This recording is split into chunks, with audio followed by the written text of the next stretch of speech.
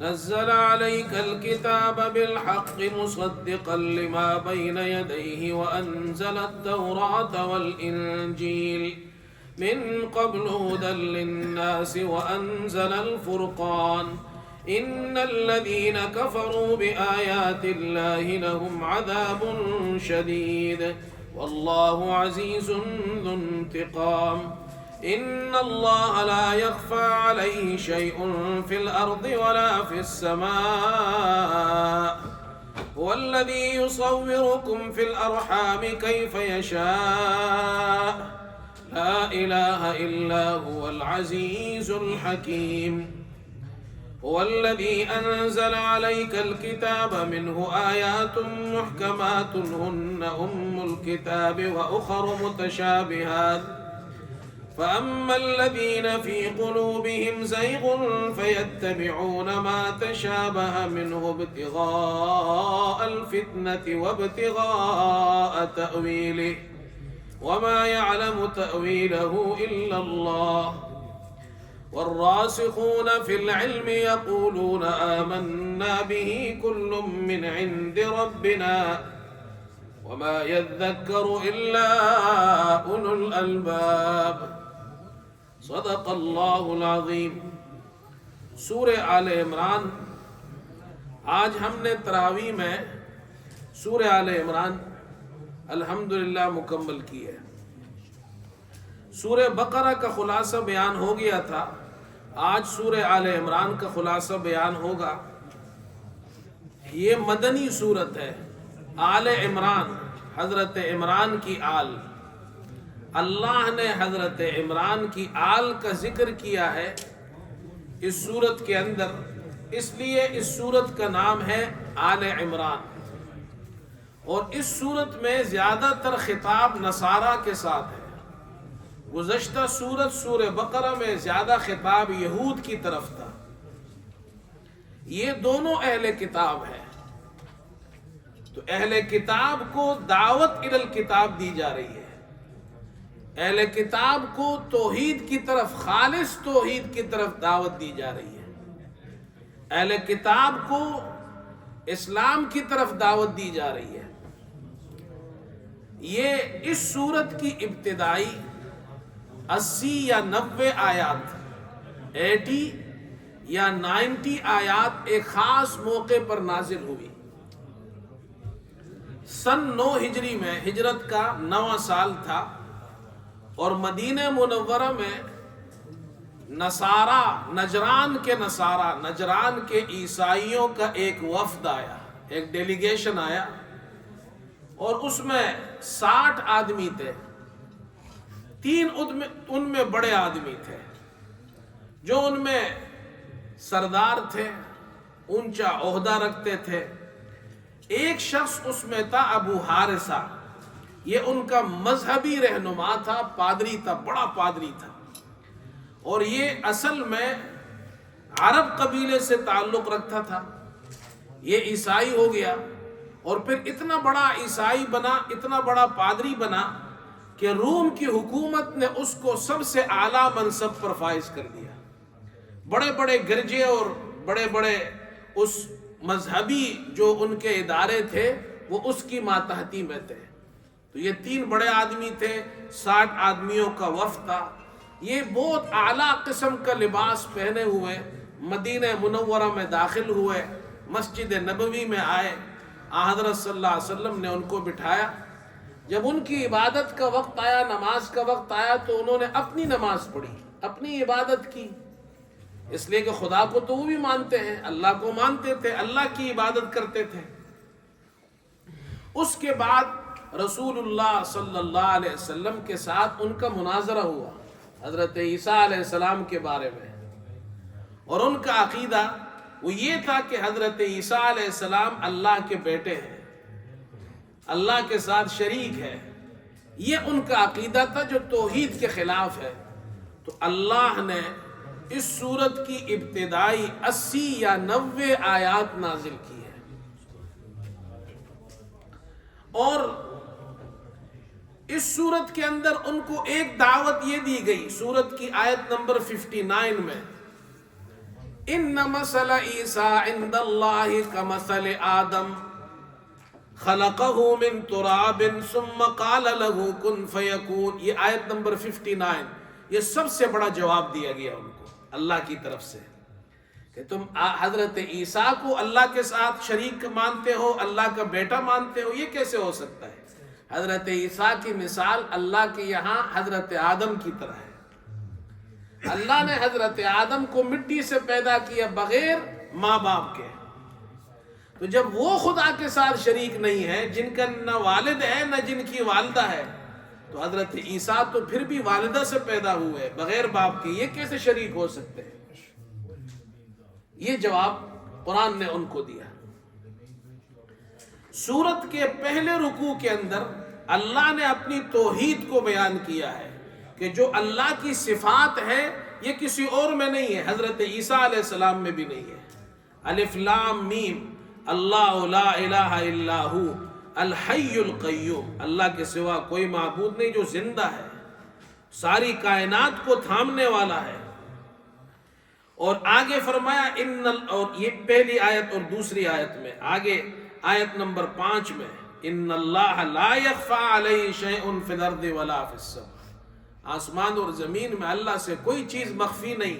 والذی یصورکم فی الارحام کیف یشاء، ماں کے پیٹ میں اللہ تمہیں جس طرح چاہتا ہے اس طرح اللہ پاک تمہارا نقشہ بناتا ہے. اللہ اکبر، یہ کتنا خوبصورت نقشہ اللہ نے بنایا. اللہ کے ساتھ کوئی شریک نہیں، حضرت عیسیٰ بھی اللہ کے ساتھ شریک نہیں ہے.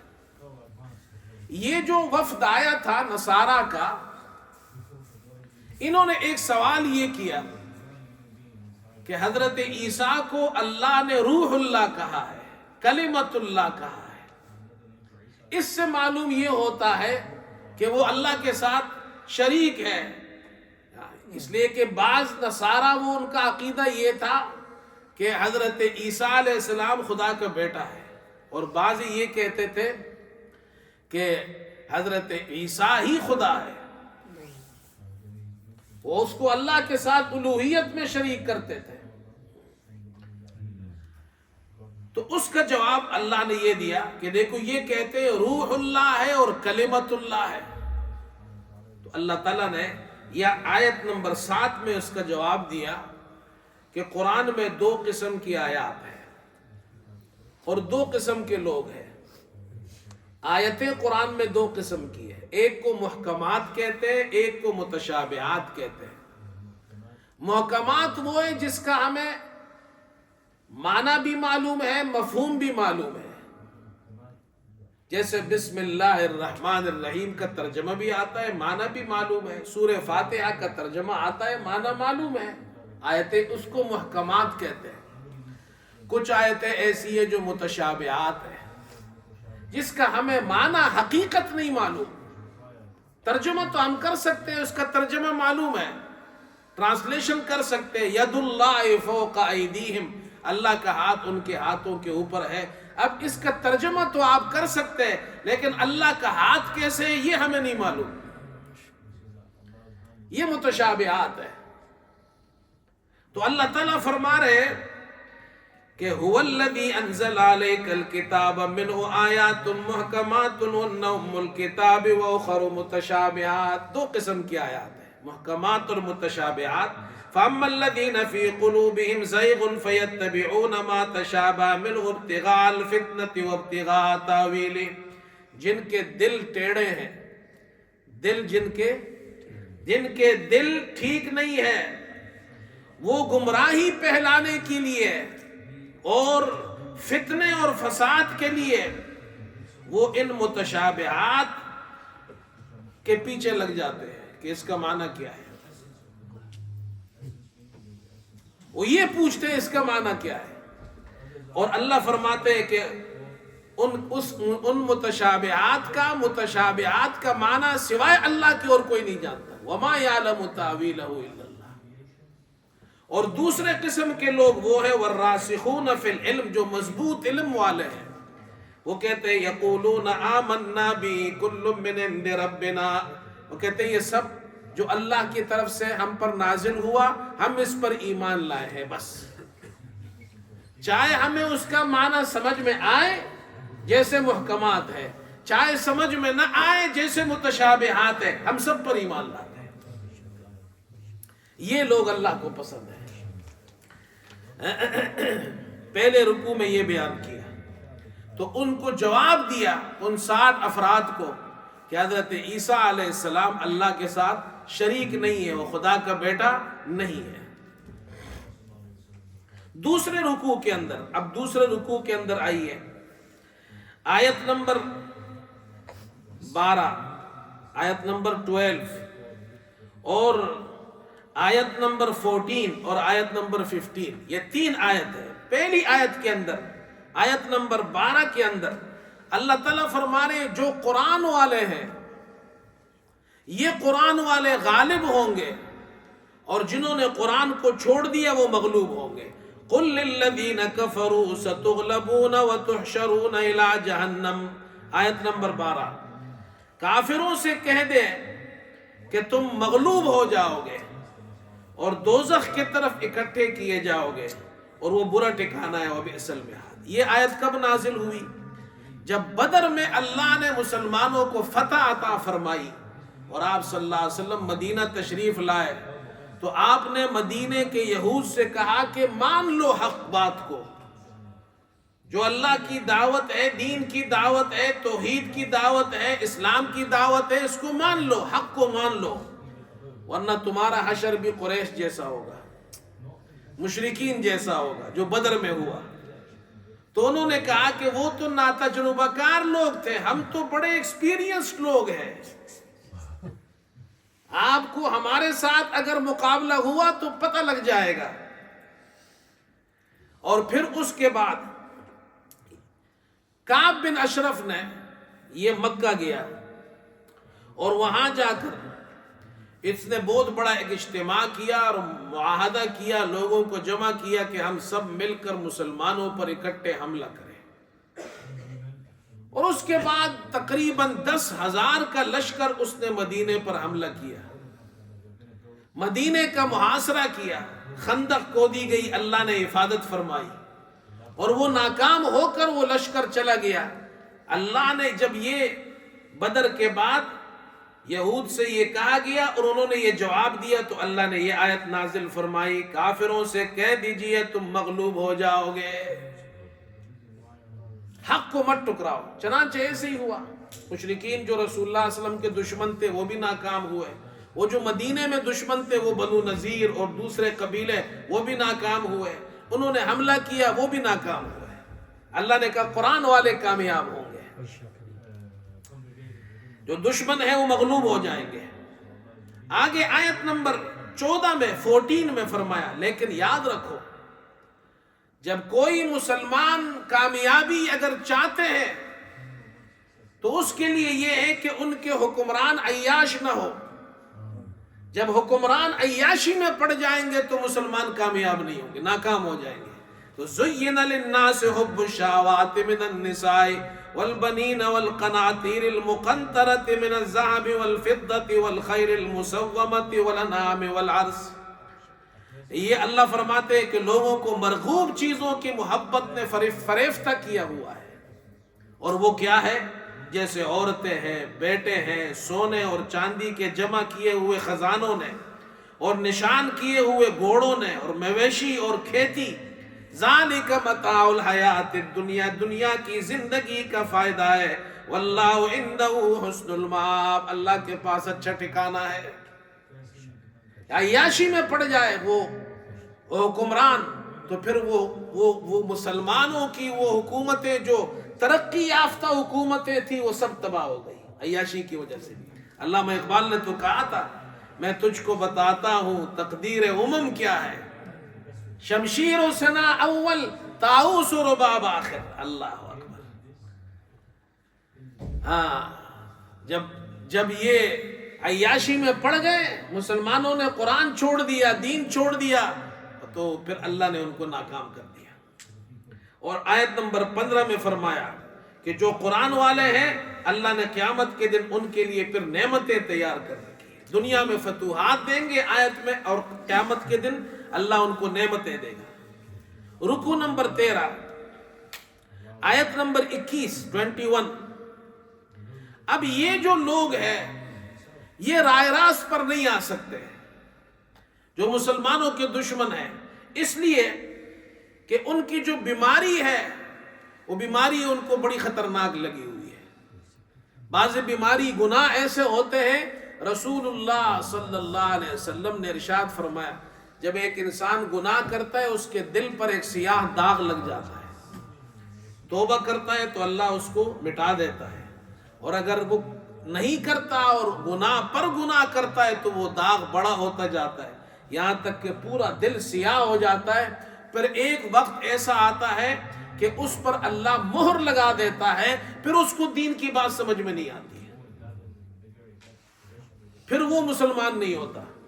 تو کہا ان الذین یکفرون بآیات اللہ کی آیتوں کا انکار کرتے ہیں، وَيَقْتُلُونَ النَّبِيِّينَ بِغَيْرِ حق، ناحق نبیوں کو قتل کرتے ہیں، وَيَقْتُلُونَ الَّذِينَ يَأْمُرُونَ بِالْقِسْطِ، اور جو انصاف کا حکم دیتے ہیں ان کو قتل کرتے ہیں۔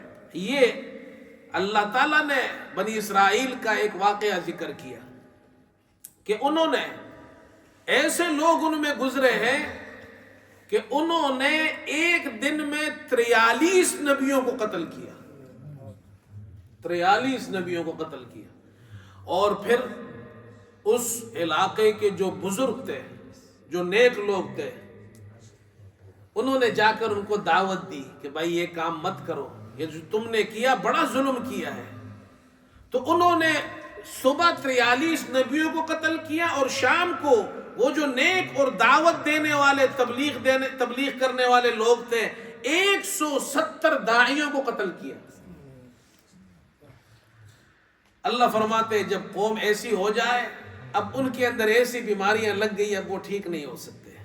اللہ اکبر۔ اس لیے اب اسی رکوع کے آیت نمبر 26 میں فرمایا تم اللہ سے دعا کرو، قل اللہم مالک الملک تؤتی الملک من تشاء وتنزع الملک ممن تشاء، اے اللہ تو مالک الملک ہے، اللہ اکبر، تؤتی الملک من تشاء، جسے چاہتا ہے تو ملک دیتا ہے، سلطنت دیتا ہے، وتنزع الملک ممن تشاء، جسے چاہتا ہے سلطنت چھین لیتا ہے، وتعز من تشاء، جسے چاہتا ہے تو عزت دیتا ہے، وتذل من تشاء، جسے چاہتا ہے تو ذلیل کر دیتا ہے، بیدک الخیر، ساری خیریں تیرے ہاتھ میں، انک علی کل شیء قدیر۔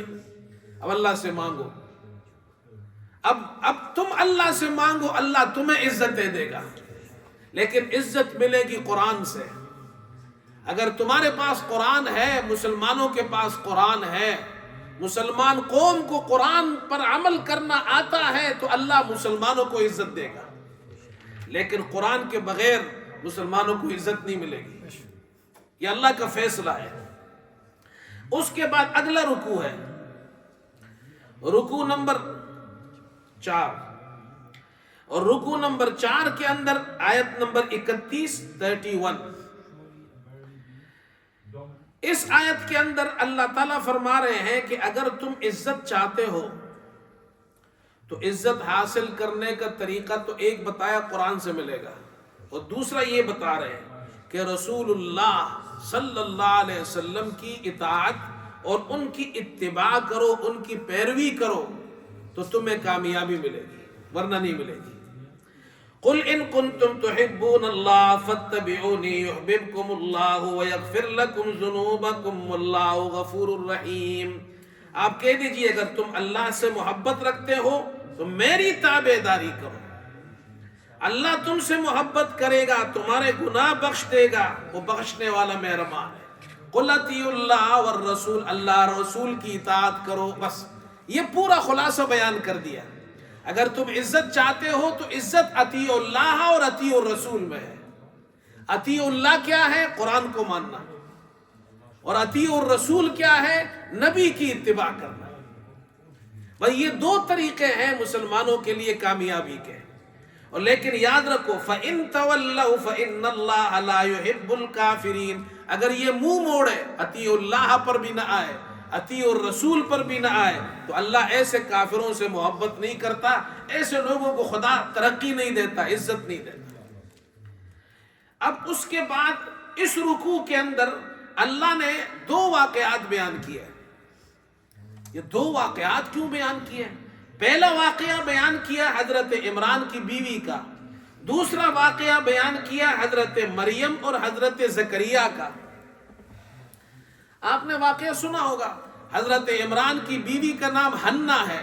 اس نے دعا مانگی، ربی انی نذرت لک ما فی بطنی محررا، اے میرے رب میرے پیٹ میں جو حمل ہے وہ میں نے سب سے آزاد کر کے اسے تیری نظر کر دیا ہے، یعنی وہ بیت المقدس کی خدمت کرے گا. اس زمانے میں یہ رواج تھا، ان کی شریعت میں یہ جائز تھا کہ جو بچہ پیدا ہو لڑکا، اس کو وہ بیت المقدس کے لیے نظر مانتے تھے کہ یہ ساری زندگی بیت المقدس کی خدمت کرے گا. مانا یہ تھا اے اللہ مجھے بیٹا دے تاکہ وہ تیرے گھر کی خدمت کرے. میں نے یہ نظر مانی ہے. اللہ تعالیٰ نے ان کو بیٹے کی بجائے بیٹی دی اور یہ فرمایا اللہ اکبر وَلَيْسَ الذَّكَرُ كَالْأُنثَىٰ، بیٹا بیٹی کی طرح نہیں ہو سکتا. جو بیٹا آپ نے مانگا تھا وہ بیٹا جو بیٹی میں نے دی ہے اس کی طرح نہیں ہو سکتا ہے. اللہ اکبر، یہ بیٹی زیادہ افضل ہے. چنانچہ وہ بیٹی کون تھی؟ حضرت مریم. اور پھر حضرت مریم، یہ ایک واقعہ ذکر کیا. دیکھو جو ہم سے دعا مانگتے ہیں پھر ہم ان کو اللہ اکبر ایسی بیٹیاں عطا کرتے ہیں جس بیٹی کے بطن سے پھر نبی پیدا ہوتا ہے. ایک واقعہ یہ بیان کیا. دوسرا واقعہ حضرت مریم حضرت زکریا علیہ السلام کی کفالت میں تھی. جب وہ آتے تو بغیر موسم کے پھل ہوتے. کہا یہ موسم بے موسم پھل کہاں سے آئے؟ یہ واقعہ بھی اس میں بیان کیا. اللہ اکبر.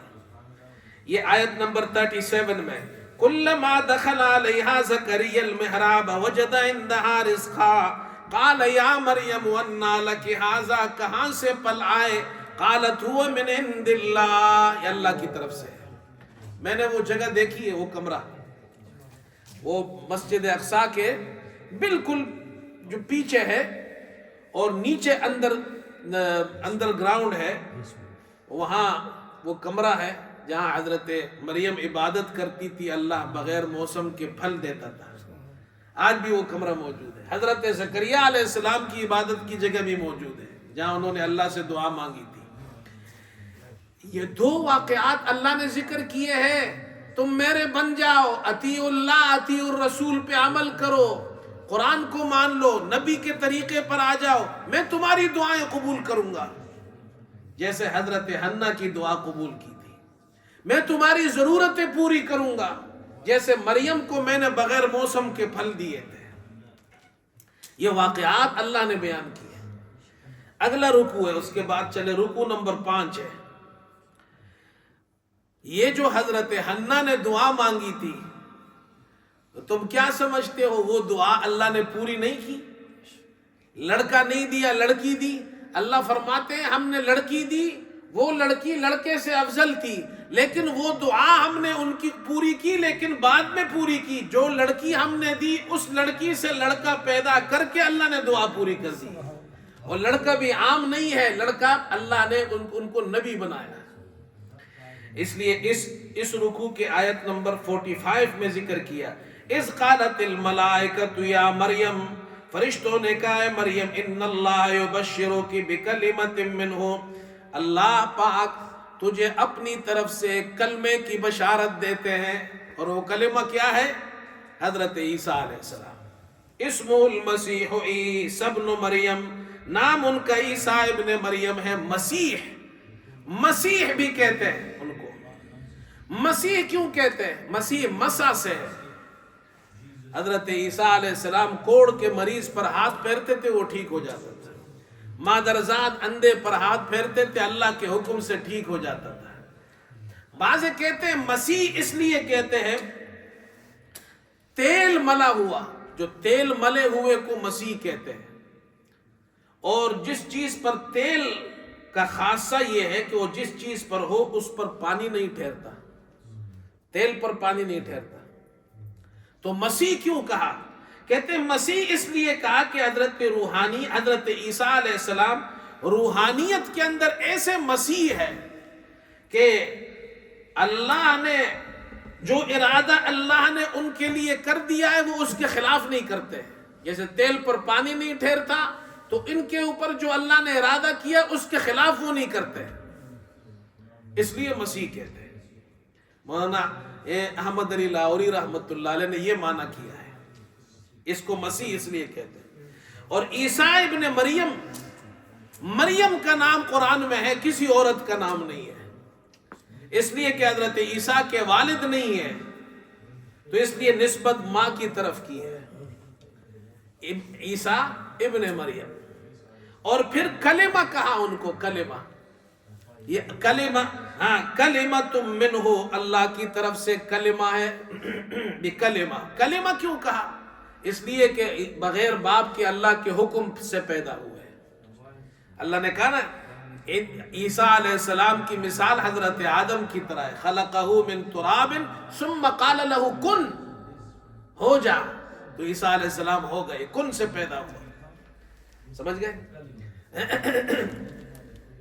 ہندوستان میں دارالعلوم دیوبند کے ایک بہت بڑے سرخیل گزرے ہیں جن کو شیخ الہند کے نام سے یاد کیا جاتا ہے. شیخ الہند حضرت مولانا محمود حسن رحمۃ اللہ علیہ ہمارے استادوں کے استاد ہیں. ہمارے جو استاد ہے شیخ الحدیث حضرت مولانا سلیم اللہ خان رحمۃ اللہ علیہ, ان کے استاد ہے شیخ العرب والعجم حضرت مولانا حسین احمد مدنی رحمۃ اللہ علیہ, ان کے استاد ہے شیخ الہند, ان کو شیخ الہند کہتے ہیں. شیخ الہند دارالعلوم دیوبند میں تھے, اور دارالعلوم دیوبند کے باہر اس زمانے میں وہاں ایک عیسائی آیا, نصرانی آیا, اور ایک طالب علم سے اس نے بات چیت مناظرہ شروع کیا. طالب علم چھوٹا تھا, وہ بڑا آدمی تھا, وہ عیسائی پادری تھا یا جو بھی تھا اپنے مذہب میں بڑا آدمی تھا, طالب علم چھوٹا تھا, کہ اگر یہ ہار گیا تو ہم کہیں گے دارالعلوم دیوبند کا جناب کیا ہے, مولوی ہار گیا ہے. تو شیخ الہند باہر آ گئے, دیکھا بچے کے ساتھ بحث کر رہے ہیں, کہا جی کیا آپ کیا بحث کر رہے ہیں, کیا مناظرہ کر رہے ہیں؟ کہا جی اللہ نے قرآن میں حضرت عیسیٰ کو کلمہ کہا ہے, کلمۃ اللہ ہے, وہ کلمۃ اللہ ہے, لہٰذا وہ اللہ ہو گئے, اللہ کے بیٹے ہو گیا, کلمۃ اللہ ہے.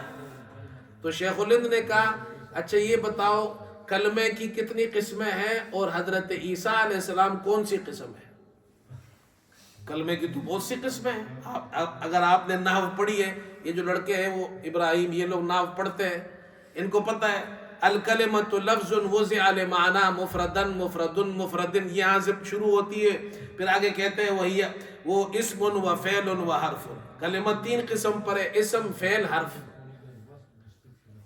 ورڈ کی تین قسمیں ہیں, اسم, فعل, حرف, ٹھیک ہے. پھر اب کلمے کی تین قسمیں ہو گئی, پھر اسم کی بہت سی قسمیں ہیں, پھر فعل کی بہت سی قسمیں ہیں, پھر حرف کی بہت سی قسمیں ہیں. تو یہ کہا یہ بتاؤ عیسیٰ علیہ السلام اللہ کا کلمہ ہے, کون سا کلمہ ہے؟ اسم ہے, فعل ہے, حرف ہے, اور پھر ان میں سے کون سی قسم ہے؟ وہ بیچارہ تو لاجواب ہو گیا, اس کو تو جواب ہی نہیں آ رہا تھا کہ کیا کہے. تو بھائی اللہ نے کہا عیسیٰ علیہ السلام کلمہ ہے, کلمہ کا معنی یہ کن سے پیدا کیا ہے, حکم سے, اللہ کے حکم سے پیدا ہوا. اور اگر کلمۃ اللہ سے حضرت عیسیٰ تم یہ کہتے ہو کہ وہ اللہ کے ساتھ شریک ہو گئے, تو آدم علیہ السلام کے بارے میں بھی تو اللہ نے یہ کہا ان مثل عیسیٰ عند اللہ کمثل آدم خلقہ من تراب ثم قال له کن فیکون, وہاں بھی تو کن کہا. اگر حضرت عیسیٰ کلمۃ اللہ سے اللہ کے شریک ہو سکتے ہیں اور خدا ہو سکتا ہے, تو پھر حضرت آدم کیوں نہیں ہو سکتا؟ وہ تو تم بھی نہیں مانتے ہو. بات سمجھ میں آ رہی ہے؟ اور ایک بات یاد رکھو, کلمۃ اللہ سے کوئی خدا میں شریک نہیں ہو سکتا. یہ نسبت کلمۃ اللہ کی جو نسبت کلمے کی اللہ کی طرف کی گئی ہے, یہ تو فضیلت کے لیے کی گئی ہے. جیسے مثال کے طور پر بیت اللہ کو بیت اللہ کہتے ہیں, تو کیا بیت اللہ کہنے سے بیت اللہ اللہ کے ساتھ شریک ہو گیا؟ اسی طرح کلمۃ اللہ یہ فضیلت کے لیے ہے. کہ حضرت عیسیٰ علیہ السلام کی فضیلت یہ اللہ کے کلمے کن سے پیدا ہوئے بغیر باپ کے. بات سمجھ میں آ گئی؟ اللہ اکبر. آگے چلے. رکوع نمبر 6 ہے. یہاں مواعید اربعہ ہے. حضرت عیسیٰ علیہ السلام کا واقعہ اللہ نے ذکر کیا. اس زمانے کی جو حکومت تھی انہوں نے اپنے کارندے بھیجے حضرت عیسیٰ علیہ السلام کو قتل کرنے کے لیے, سولی پر چڑھانے کے لیے, لیکن اللہ نے حضرت عیسیٰ علیہ السلام کو بچایا, ان کا منصوبہ ناکام کر دیا. وَمَكَرُوا وَمَكَرَ اللَّهُ وَاللَّهُ خَيْرُ الْمَاكِرِينَ. آیت نمبر 54 ہے.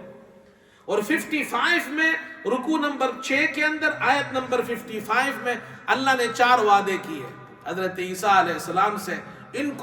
ان وعدوں کو مواعید اربعہ کہتے ہیں.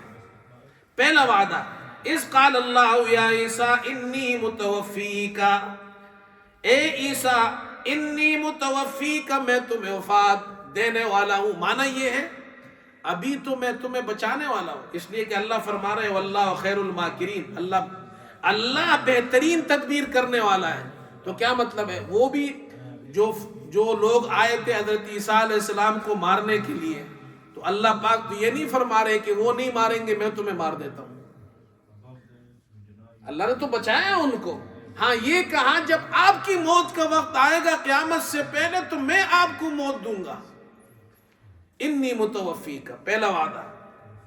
ورافعوک الی, میں آپ کو اپنی طرف اٹھانے والا ہوں, ابھی اٹھانے والا ہوں جسم اور روح کے ساتھ. تو عیسیٰ علیہ السلام اوپر زندہ ہے.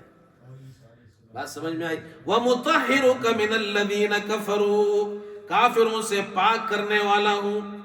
جو شبہات اور اعتراضات کفار نے حضرت عیسیٰ علیہ السلام پر لگائے, اللہ نے محمد صلی اللہ علیہ وسلم اور قرآن کے ذریعے ان کے جوابات دے کر ان کو پاک کر دیا. ایک یہ کہ بغیر باپ کے اللہ نے معجزے کے طور پر ان کو پیدا کیا. نمبر 2, وہ آسمانوں پر زندہ اٹھائے گئے, ان کو قتل نہیں کیا گیا ہے, سولی پر نہیں چڑھایا گیا ہے, اور قیامت سے پہلے دوبارہ آئیں گے. اور وَجَاعِلُ الَّذِينَ اتَّبَعُوكَ فَوْقَ الَّذِينَ كَفَرُوا إِلَى يَوْمِ الْقِيَامَةِ, اور جو آپ کے اتباع کرنے والے, آپ کے تابعدار ہیں, ان کو میں غالب کر دوں گا ان لوگوں پر جو کافر ہے, جو منکر ہے. اس کا ایک معنی یہ لکھا ہے جو عیسیٰ علیہ السلام کے ماننے والے یہ نصارہ ہے, اللہ نے ان کو فوقیت دی ہے. کن پر؟ عیسیٰ علیہ السلام کے جو دشمن تھے یہود پر. اللہ نے ان کو یہ فوقیت دی ہے کہ وہ ان پر غالب ہے اور قیامت تک غالب رہیں گے. اور ایک معنی مفسرین نے یہ کیا ہے کہ اس سے مراد مسلمان ہے, اس لیے کہ مسلمان حقیقت میں عیسیٰ علیہ السلام کی اتباع کرنے والے ہیں. اس لیے کہ عیسیٰ علیہ السلام نے ہی تو یہ کہا تھا کہ میرے بعد ایک نبی آئیں گے جن کا نام احمد ہے. تو حضرت عیسیٰ کی مکمل اتباع یہ ہے کہ وہ رسول اللہ محمد صلی اللہ علیہ وسلم کی ماننے والے. یہ 4 وعدے اللہ نے کیے. آگے چلے, رکوع نمبر 7 ہے. اب اہل کتاب کو دعوت الی التوحید ہے. قل یا اہل الکتاب تعالوا الی کلمۃ سواء بیننا وبینکم الا نعبد الا اللہ. اہل کتاب اس ایک بات کی طرف آؤ جو ہمارے اور تمہارے درمیان برابر ہے. آیت نمبر 64 ہے. نصارہ بھی یہ دعویٰ کرتے ہیں کہ ہم خدا کو مانتے ہیں, یہود بھی دعویٰ کرتے ہیں ہم خدا کو مانتے ہیں. تو قرآن کہتا ہے خدا کو ماننے کا مطلب یہ ہے کہ خدا کے ساتھ حضرت عیسیٰ کو شریک نہیں ماننا پڑے گا. خدا کو ماننے کا مطلب یہ ہے کہ یہود حضرت عزیر کو خدا کے ساتھ شریک مانتے, یہ نہیں ماننا پڑے گا. خدا کو ایک ماننا پڑے گا. یہ آیت کا معنی ہے. اللہ نعبد الا اللہ, اللہ کے ساتھ کسی اور کی بندگی نہ کرے. ولا نشرک بہ شیئا, اللہ کے ساتھ کسی کو شریک نہ ٹھہرائے. آگے چلے, رکوع نمبر 8 ہے. یہ اہل کتاب میں سے بعضوں نے مسلمانوں کے خلاف, اسلام کے خلاف سازش کی, اور سازش یہ کی کہ ہم صبح مسلمان ہو جائیں گے اسلام قبول کریں گے، جب شام ہوگی تو ہم اسلام چھوڑ دیں گے، تو لوگ سمجھیں گے کہ واقعی یہ تو اہل کتاب ہے، سمجھدار لوگ ہیں، یہ مسلمان ہوئے اور شام کو اسلام چھوڑ دیا، اس کا مطلب ہے اسلام کے اندر نعوذ باللہ خرابی ہے، یہ انہوں نے سازش کی۔ اللہ نے فرمایا وَقَالَتْ طَائِفَةٌ مِّنْ أَهْلِ الْكِتَابِ آمِنُوا بِالَّذِي أُنزِلَ عَلَى الَّذِينَ آمَنُوا وَجْهَ النَّهَارِ وَاكْفُرُوا آخِرَهُ لَعَلَّهُمْ يَرْجِعُونَ آیت نمبر 72 ہے اور رکوع نمبر 8 ہے۔ اس کے بعد رکوع نمبر 9 ہے، آیت نمبر 81 ہے۔ گزشتہ جتنے بھی انبیاء گزرے ہیں سب نے یہ اعلان کیا ہے کہ محمد صلی اللہ علیہ وسلم پر ایمان لانے والے ہیں، لہذا تم بھی ایمان لے آؤ۔ وَإِذْ أَخَذَ اللَّهُ مِيثَاقَ النَّبِيِّينَ، اللہ نے تمام نبیوں سے عہد لیا تھا، اللہ نے تمام نبیوں سے عہد لیا تھا کیا؟ لَمَا آتَيْتُكُم مِّن كِتَابٍ وَحِكْمَةٍ، کہ البتہ جو کچھ میں تمہیں کتاب اور حکمت یعنی علم دوں، ثم جاءکم رسول مصدق لما معکم، پھر تمہارے پاس پیغمبر آئے یعنی محمد صلی اللہ علیہ وسلم، جو تمہارے پاس کتاب ہے اس کی تصدیق کرنے والے ہیں، تو البتہ تم ان پر ایمان لاؤ گے، لتؤمنن بہ ولتنصرنہ، ان کی مدد کرو گے اگر تم ان کا زمانہ پالو۔ قال اقررتم، کیا تم نے اقرار کیا، واخذتم علی ذالکم اسری، اور اس شرط پر میرا عہد قبول کیا، قالوا اقررنا، انہوں نے کہا ہم نے اقرار کیا۔ تو سارے نبی محمد صلی اللہ علیہ وسلم پر ایمان لانے کا اقرار کر رہے ہیں، تم کیوں نہیں لاتے؟ یہ دعوت دی اللہ نے۔ آگے چلے، رکوع نمبر 10، چوتھا سپارہ شروع ہو رہا ہے۔ لن تنالوا البر حتى تنفقوا مما تحبون۔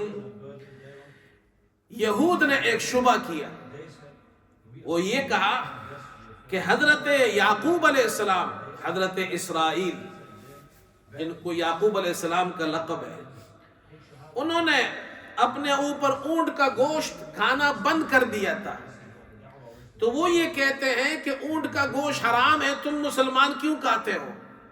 اللہ نے اس کا جواب دیا آیت نمبر 93 میں، کل الطعام کان حلا لبنی اسرائیل الا ما حرم اسرائیل علی نفسی من قبل ان تنزل التوراۃ۔ اونٹ تو حلال ہے، اونٹ کا گوشت۔ حضرت یعقوب علیہ السلام بیمار تھے تو بیماری کی وجہ سے اونٹ کا گوشت نہیں کھاتے تھے، پرہیز کرتے تھے۔ پرہیز کرنا جائز ہے اسلام میں، اگر کوئی شوگر کا مریض ہے، ڈاکٹر نے کہا فلاں چیز مت کھاؤ تو اسلام میں جائز ہے۔ بلڈ پریشر کا مریض ہے، یہ مت کھاؤ تو جائز ہے، بلکہ اس کو ویسے ہی کرنا چاہیے، اپنی جان کو نقصان نہ پہنچائے۔ اور اللہ فرما رہے کہ تورات کے نازل ہونے سے پہلے حضرت یعقوب علیہ السلام جناب کیا ہے، وہ اونٹ کا گوشت نہیں کھاتے تھے پرہیز کی وجہ سے۔ اگر اونٹ کا گوشت حرام ہوتا تو تورات میں موجود ہوتا، تورات میں موجود ہوتا، لہذا تورات میں دکھاؤ، کہاں تورات میں لکھا ہے کہ اونٹ کا گوشت حرام ہے۔ اگلا رکوع ہے رکوع نمبر 11، اللہ اکبر۔ اب ایک جماعت ہونی چاہیے جو دعوت دینے والی جماعت ہو۔ مسلمانوں کو تو پہلے کہا تمہاری کامیابی دو چیزوں میں، اطیعوا اللہ و اطیعوا الرسول، اللہ کی ماننے میں اور رسول کے ماننے میں۔ اب فرما رہے ہیں صرف اپنی فکر نہیں کرنی ہے، تمہیں دوسرے انسانوں کی بھی فکر کرنی ہے، یہ قرآن اور یہ دین دوسروں تک پہنچانا ہے۔ تو وَلْتَكُمْ مِنْكُمْ أُمَّةٌ يَدْعُونَ إِلَى الْخَيْرِ وَيَأْمُرُونَ بِالْمَعْرُوفِ وَيَنْهَوْنَ عَنِ الْمُنْكَرِ وَأُولَٰئِكَ هُمُ الْمُفْلِحُونَ۔ ایک جماعت ہونی چاہیے، داعی جن کو کہتے ہیں، داعی دعوت دینے والی، ایسی جماعت، ایسے لوگ جو دعوت دینے والے ہوں، امر بالمعروف اور نہی عن المنکر کرتے ہو، اولئک هم المفلحون۔ اور یاد رکھو ولا تکونوا كالذین تفرقوا واختلفوا من بعد ما جاءهم البینات۔ امر بالمعروف اور نہی عن المنکر کے ساتھ اللہ نے ایک چیز اور بھی بیان کر دی، اور وہ کیا ہے؟ وہ یہ آپس میں اللہ اکبر، یہ پہلی فرقہ بندی سے احتراز کرو، تفرقے سے احتراز کرو، جب تک تم آپس میں متحد ہوگے تمہاری دعوت کا فائدہ ہوگا، اور اگر تم آپس میں ایک دوسرے کے ساتھ لڑو گے تمہاری دعوت کارآمد نہیں ہوگی۔ دعوت کے فوراً بعد اگلی آیت یہ ہے، آیت نمبر 104 میں ہے وَلْتَكُمْ مِنْكُمْ أُمَّةٌ يَدْعُونَ إِلَى الْخَيْرِ، تم میں سے ایک جماعت ہونی چاہیے جو خیر کی طرف بلاتی رہے، وَيَأْمُرُونَ بِالْمَعْرُوفِ وَيَنْهَوْنَ عَنِ الْمُنْكَرِ، امر بالمعروف اور نہی عن المنکر کرے۔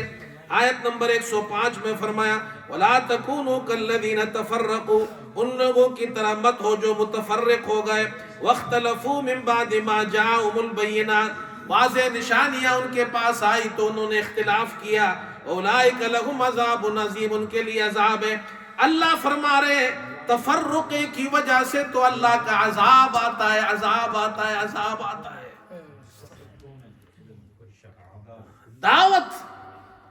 دعوت کی کامیابی اس وقت ہوگی جب تفرقے میں نہ ہو۔ جب بٹ جائیں گے تو دعوت بھی کارآمد نہیں ہوگی۔ یہ میں نہیں کہہ رہا، قرآن کہہ رہا ہے۔ قرآن نے یہ دونوں آیتیں ایک ساتھ بیان کی ہے، آیت نمبر 104 اور 105۔ اللہ ہمیں سمجھ نصیب فرمائے۔ دین کا کام کرے بھائی، سارے دین کے کام ہے، سارا دین کا کام، جو بھی دین کا کام کرے وہ ہمارا بھائی ہے۔ جو بھی دین کا کام کرے، مدرسے والے ہیں وہ بھی ہمارے بھائی ہیں، جو قرآن پڑھا رہے وہ بھی ہمارے بھائی ہیں۔ بھائی دین کا کام کرے، جو بچوں کو قاعدہ پڑھا رہے وہ بھی دین کا کام کر رہے ہیں، جو مسجد میں درس دے رہے بھی دین، یہ ہمارے تبلیغ والے بھائی 3 دن 40 دن لے جاتے، جو یہ سب دین کا کام کر رہے ہیں، کوئی اس میں الگ الگ نہیں ہے، سب ایک دین کا کام ہے۔ جو قرآن پڑھائے، حدیث پڑھائے، دین پڑھائے، فقہ پڑھائے، سب دین کا کام ہے۔ اس لیے سب سے محبت کرو، یہ نہیں کہ فلاں پارٹی میں ہے، میں فلاں پارٹی میں ہوں، میں فلاں والی میں ہوں، میں فلاں والی میں اے میں ہوں، میں بی میں ہوں۔ جو دین ہے ہم سب میں ہے، جو دین والے ہیں اے اور بی اگر کریں گے اللہ فرما رہے میرا عذاب آئے گا۔ آگے چلو، کنتم خیر امت اخرجت للناس تأمرون بالمعروف وتنہون عن المنکر۔ اگلے رکوع میں 12 میں پھر اسی کو بیان کیا۔ امت مسلمہ، اس امت کی سب سے بڑی علامت اور شان یہ ہے کہ یہ دعوت والی امت ہے۔ اپنی شان کو پہچانو۔ اور اس کے بعد رکوع نمبر 13 میں اللہ تعالیٰ فرما رہے ہیں 123 آیت نمبر 123 وَلَقَدْ نَصَرَكُمُ اللَّهُ بِبَدْرٍ وَأَنْتُمْ أَذِلَّةٌ، اللہ نے بدر میں تمہاری مدد کی حالانکہ تم کمزور تھے۔ فَاتَّقُوا اللَّهَ لَعَلَّكُمْ تَشْكُرُونَ۔ علماء یہ فرماتے ہیں کہ بھائی بدر میں اللہ کی نصرت آئی، کامیابی کا ایک راز یہ تھا کہ بدر میں منافقین نہیں تھے۔ اللہ اکبر، بدر میں منافقین نہیں تھے۔ یہ جو منافق ہیں یہ بڑے دشمن ہیں، اس سے ان کی وجہ سے مسلمانوں کو نقصان ہوتا ہے۔ ایک وجہ یہ بیان کر دی، آگے چلیں۔ یا ایھا الذین آمنوا لا تاکلوا الربا اضعافا مضاعفا، رکوع نمبر 14 آیت نمبر 130۔ اللہ اکبر۔ پہلی بات یہ جو احد میں مسلمانوں کو نقصان ہوا، جنگ احد میں ہوا، مسلمانوں نے، رسول اللہ صلی اللہ علیہ وسلم نے صحابہ کو ایک ٹیلے پر کھڑا کیا تھا کہ یہاں سے تیر اندازوں کی جماعت کو یہاں سے ہلنا نہیں۔ ان سے غلطی ہو گئی، اور وہ غلطی اللہ نے قرآن میں بیان کی ہے۔ جب غلطی ہو گئی وہ یہ سمجھے کہ مسلمان تو فتح یاب ہو رہے ہیں تو وہ اوپر سے نیچے اتر آئے، مال غنیمت جمع کرنے لگے۔ صحابہ کرام یہ پاکیزہ جماعت ہے، لیکن یہ معصوم نہیں ہے، معصوم صرف انبیاء ہے، غلطی ہو سکتی ہے ان سے، اللہ معاف کر دیتا ہے۔ اور اللہ نے ان کی غلطی کو بھی ذکر کیا اور اس کے ساتھ ساتھ یہ بھی ذکر کیا کہ اللہ نے ان کو معاف کر دیا ہے۔ یہ آگے آ رہا ہے، اللہ نے ان کو معاف کر دیا۔ جب خدا نے معاف کیا کوئی پوچھ سکتا ہے؟ اب کوئی سوال اٹھا سکتا ہے؟ اس لیے یہاں یہ فرما رہے ہیں کہ دیکھو بھائی، وہاں جو نقصان ہوا تھا تو وہ نقصان اس لیے ہوا تھا کہ تم نے نبی صلی اللہ علیہ وسلم کا ایک حکم چھوڑ دیا، غلطی ہو گئی تم سے، وہ حکم تم نے پورا نہیں کیا، اور نیچے آئے مال جمع کرنے لگے. اس لیے اب اس میں فرما رہے اللہ پاک 130 میں، دیکھو بھائی اللہ نے حلال مال جمع کرنے سے منع نہیں کیا ہے، لیکن سود سے بچو. لا تأکلوا الربا ضعفا مضاعفا، سود سے بچو، سود مت کھاؤ. اس لیے کہ سود کا نقصان کیا ہے؟ سود کا نقصان پہلے تو ہم نے پڑھا سورہ بقرہ میں، اللہ اور رسول نے جنگ کا اعلان کیا ہے، کامیابی نہیں ہو سکتی ہے. علماء نے لکھا ہے سود کا نقصان یہ کہ انسان مسلمان اگر سود کھاتا ہے، سود کا کام کرتا ہے، وہ بزدل ہو جاتا ہے. دوسرا نقصان یہ اللہ اور رسول کی اطاعت کے اندر کمی آ جاتی ہے. تیسرا نقصان یہ وہ بخیل ہو جاتا ہے، کنجوس ہو جاتا ہے. اس لیے یہاں اللہ تعالیٰ نے خاص طور پر اس سے منع فرمایا. آگے چلو رکوع نمبر 15. وَمَا مُحَمَّدٌ إِلَّا رَسُولٌ قَدْ خَلَتْ مِنْ قَبْلِهِ الرُّسُلُ أَفَإِن مَّاتَ أَوْ قُتِلَ انقَلَبْتُمْ عَلَىٰ أَعْقَابِكُمْ. مسلمان اللہ کے اعتماد پر دشمن سے مقابلہ کرتا ہے.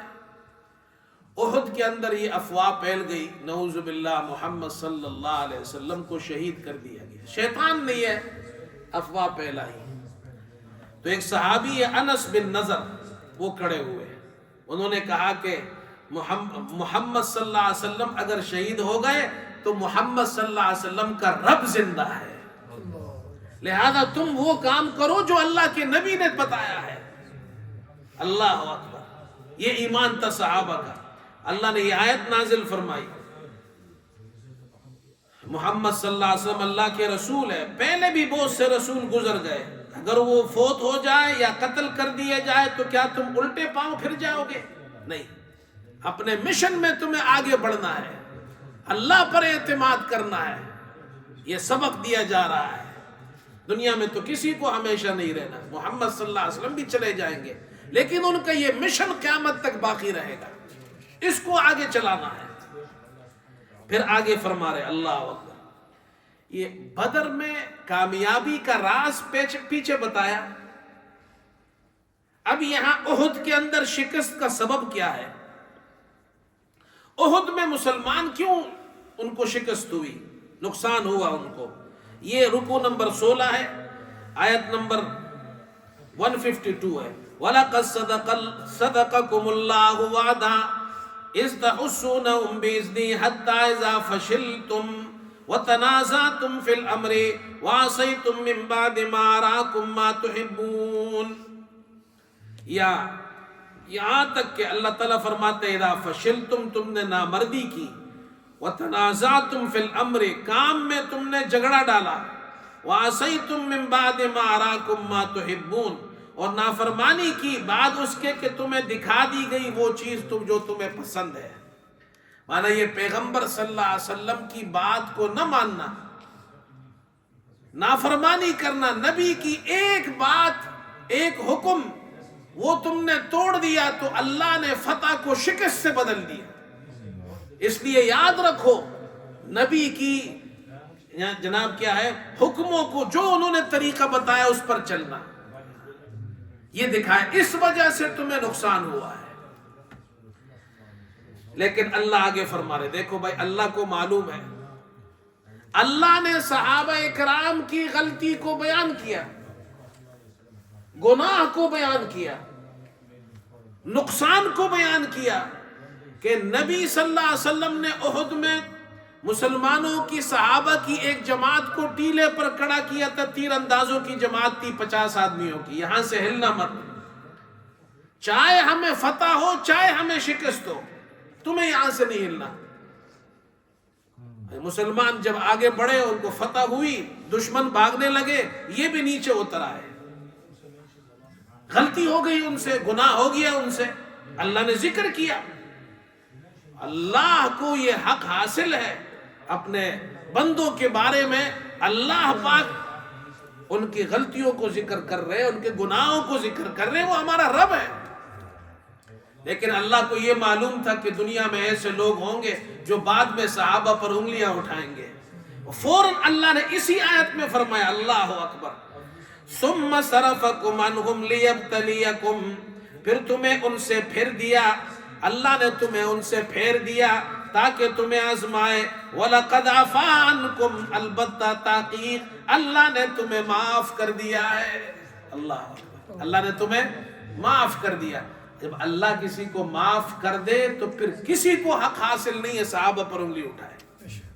اللہ فرماتے میں نے معاف کر دیا. آگے چلے جی، رکوع نمبر 17، بس ابھی ختم ہو رہا ہے انشاءاللہ. یہ جو منتشر جماعت احد کے اندر نقصان ہو گیا، اب اللہ فرما رہے اس جماعت کو کیسے جمع کیا جائے.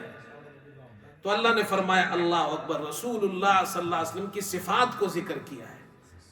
فَبِمَا رَحْمَةٍ مِّنَ اللَّهِ لِنْتَ لَهُمْ، یہ آیت نمبر 159 159 ہے، رکوع نمبر 17 ہے. اللہ کی رحمت کے سبب آپ ان کے لیے نرم ہو گئے. وَلَوْ كُنْتَ فَظًّا غَلِيظَ الْقَلْبِ لَانفَضُّوا مِنْ حَوْلِكَ، اگر آپ تندخو اور سخت دل ہوتے تو یہ آپ کے ارد گرد سے بھاگ جاتے. یہ جو صحابہ آپ کے پاس ہے آپ سے جاتے نہیں ہیں، اس کی وجہ یہ ہے کہ آپ ان کو معاف کر دیتے ہیں، درگزری کرتے ہیں، نرمی کرتے ہیں. یہ سمجھایا ہے. بھئی غلطی ہو جائے تو اس کا یہ معنی نہیں ہے کہ غلطی کو معاف نہیں کرے. نہیں، غلطی ہو گئی معاف کر دے، درگزر کر دے. بڑے لوگوں کے بڑے کام ہونے چاہیے، بڑے آدمی کو بڑا کام کرنا چاہیے. اللہ اکبر. اگلا رکوع اب چلے، یہ رکوع نمبر 18 ہے، آیت نمبر 173 ہے. جب بدر صغرا کے اندر اللہ نے مسلمانوں کو کامیابی دی، کیا مطلب؟ جب احد میں مسلمانوں کو نقصان ہوا تو ابو سفیان اس وقت مسلمان نہیں ہوئے تھے اور وہ مشرکین کی جماعت کو لیڈ کر رہے تھے. انہوں نے کہا کہ ہم اگلے سال بدر پہ آ کے پھر مقابلہ کریں گے، اور انہوں نے پھر تیاری کی اور کسی کو بھیجا کہ جاؤ مسلمانوں کو ڈراؤ کہ ایک لشکر تم پر حملہ کرنے والا ہے. تو اس وقت مسلمانوں نے جواب دیا اللہ اکبر، الذین قال لهم الناس ان الناس قد جمعوا لكم فاخشوهم فزادهم ایمانا، آیت نمبر 173 ہے. جنہیں لوگوں نے یہ کہا کہ مکہ والوں نے تمہارے مقابلے کے لیے بہت سا سامان جمع کیا ہے، اب وہ تم پر اٹیک کرنے والے ہیں، سو تمہیں ڈرنا چاہیے، تم ڈرو، تم ڈر جاؤ کہ وہ تم پر حملہ کریں گے. اللہ فرماتے فزادہم ایمانا، ان کا ایمان اور زیادہ ہو گیا. وقالوا حسبنا اللہ ونعم الوکیل، اور انہوں نے کہا اللہ ہمارے لیے کافی ہے، بہترین کارساز ہے. یہ پڑھو حسبنا اللہ ونعم الوکیل. جب کوئی علماء فرماتے جب کوئی ڈر کی بات ہو، خوف کی بات ہو، دشمن کا خطرہ ہو، یہ پڑھو اللہ مدد کرے گا. اس لیے کہ صحابہ نے یہ پڑھا تھا حسبنا اللہ ونعم الوکیل، وہ ڈرے نہیں. اور پھر یہ صحابہ پہنچ گئے بدر میں، اور جب وہاں پہنچے تو وہ مشرکین کو آنے کی ہمت نہیں ہوئی، اور وہاں ایک بازار تھا، انہوں نے اس بازار میں تجارت بھی کی. اللہ نے بغیر جنگ کے ان کو فتح بھی دے دی، تجارت بھی ہو گئی، کامیابی بھی ہو گئی. 2 رکوع رہ گئے، بس 2 باتیں ہیں پھر ختم. رکوع نمبر 19 میں اللہ تعالیٰ نے یہود کا ذکر کیا کہ جب قرآن کی آیت نازل ہوئی من ذا الذی یقرض اللہ قرضا حسنا، کون اللہ کو اچھا قرض دیتا ہے، معنی یہ اللہ کے راستے میں کون خرچ کرتا ہے. تو انہوں نے کہا لقد سمع اللہ قول الذین قالوا ان اللہ فقیر ونحن اغنیاء، 181. انہوں نے کہا نعوذ باللہ، اللہ فقیر ہے ہم مالدار ہیں، اللہ ہم سے قرض مانگ رہا ہے. حالانکہ ایسے بے وقوف ہے، اللہ پاک تو قرض ہمیں سمجھانے کے لیے کہہ رہے ہیں کہ بھائی تم اللہ، یہ تو حالانکہ جو مال ہمیں ملا ہے وہ تو اللہ کا ہے، ہمارا اپنا تو نہیں ہے. لیکن اللہ ہمارے لیے ہمیں خوش کرنے کے لیے کہہ رہا ہے کون اللہ کو قرض دیتا ہے، مانا یہ کون اللہ کے راستے میں خرچ کرتا ہے۔ اللہ فرماتے ہیں ہم نے تمہاری بات سن لی ہے، ہاں، اور ہم ان کی باتوں کو لکھیں گے، قیامت کے دن تمہیں اس کا جواب دینا پڑے گا۔ رکوع نمبر 20، یہ آخری رکوع ہے۔ اس رکوع میں اللہ تعالیٰ نے نصارہ کی ایک پاکیزہ جماعت کا ذکر کیا ہے۔ قرآن کیسی کتاب ہے، نصارہ کا ذکر ہو رہا ہے اور نصارہ کی پاکیزہ جماعت کا ذکر ہو رہا ہے۔ وَإِن مِّنْ أَهْلِ الْكِتَابِ لَمَن يُؤْمِنُ بِاللَّهِ وَمَا أُنزِلَ إِلَيْكُمْ وَمَا أُنزِلَ إِلَيْهِمْ خَاشِعِينَ لِلَّهِ، آیت نمبر 199، 199۔ اہل کتاب میں ایسے لوگ بھی ہیں جو اللہ پر ایمان لاتے ہیں اور جو ان کی طرف نازل کیا گیا اس پر ایمان لاتے ہیں، جو چیز آپ کی طرف بھیجی گئی ہے اس پر ایمان لاتے ہیں، جو ان کی طرف نازل کی گئی ہے اس پر بھی ایمان لاتے ہیں، خاشعین للہ، اللہ سے عاجزی کرتے ہیں، لا یشترون بآیات اللہ ثمنا قلیلا، اللہ کی آیتوں پر تھوڑے پیسے نہیں لیتے، بیچتے نہیں ہیں۔ اولئک لہم اجرہم عند ربہم، ان کے لیے بڑا اجر ہے۔ وہ اپنے مذہب میں بھی صحیح چلتے تھے اور محمد صلی اللہ علیہ وسلم پر بھی ایمان لائے، ایسے اہل کتاب کو ڈبل اجر ملے گا، دگنا اجر ملے گا۔ اللہ ہمیں بھی عمل کی توفیق عطا فرمائے۔ وآخر دعوانا ان الحمدللہ رب العالمین۔ اللہم انا نسألک الہدى والتقى والعفاف والغنى، نسألک من خیر ما سألک منہ نبیک محمد صلی اللہ علیہ وسلم، ونعوذ بک من شر ما استعاذک منہ نبیک محمد صلی اللہ علیہ وسلم، وصلی اللہ تعالی۔ آمین۔